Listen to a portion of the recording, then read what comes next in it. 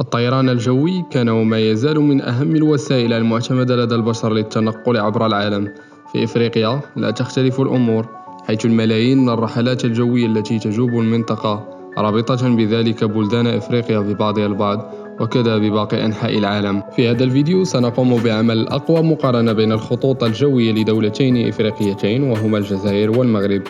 لأجل هذا الغرض قمنا بتخصيص 6 مقومات سيبنى عليها هذا التقييم لمعرفة من الأفضل إفريقيا ومن يسيطر أكثر على المجال الجوي. هذه المقومات تتمثل في اللوجستيك، الوجهات، المسافرين، السيولة، الأمان، ثم الأسعار. إذن بعد الفاصل ابقوا معنا.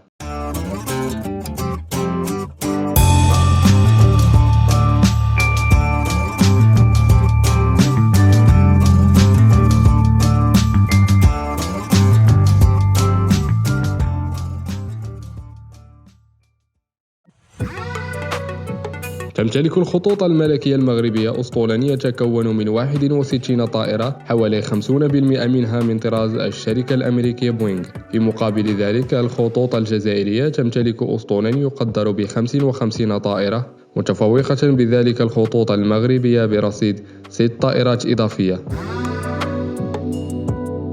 تصل الخطوط الجزائرية إلى 72 وجهة، 32 منها نحو مدن ومناطق داخلية و40 أخرى دولية. في المقابل يتفرع أسطول الخطوط الملكية المغربية ليشمل 100 وجهة، 82 منها دولية تربط المغرب بقارات العالم الخمس و18 وجهة داخلية. وصل مرتدي الخطوط الجزائرية سنة 2019 ما يعادل 6.5 مليون مسافر في مقابل 10 ملايين لدى نظيرتها المغربية، مما يرجح الكفة من جديد لصالح الخطوط الملكية المغربية، مشكلة بذلك فارق يصل إلى 3.5 مليون مسافر. يعتمد هذا الأساس على مقومات الراحة والسيولة التي توفرها شركات الطيران لمرتديها، وتشمل جودة الموقع الإلكتروني والمرافق الداخلية للطائرة والوجبات والملابس والبطانيات وباقي مقومات الراحة. وقد جاءت كلتا الخطوط المغربية والجزائرية في نفس المرتبة حسب موقع ايرلاين ريتين برصيد 3 نجوم من أصل 7.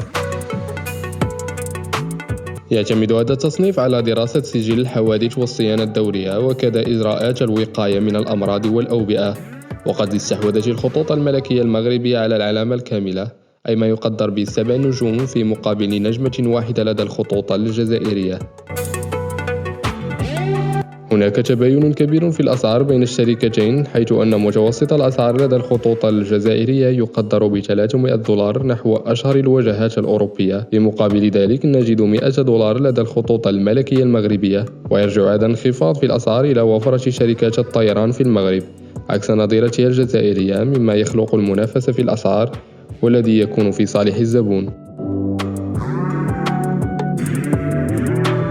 حصيلة هذا التقييم تعطي الأفضلية للخطوط الملكية المغربية بالعلامة الكاملة وبرصيد 6 نجوم في مقابل نجمة واحدة للخطوط الجزائرية. نتمنى أن ينال هذا الموضوع استحسانكم، ولا تنسوا أن تدعموا مجهوداتنا بالضغط على زر اللايك والاشتراك. جميع المصادر موجودة في صندوق الوصف. والسلام عليكم ورحمة الله تعالى وبركاته.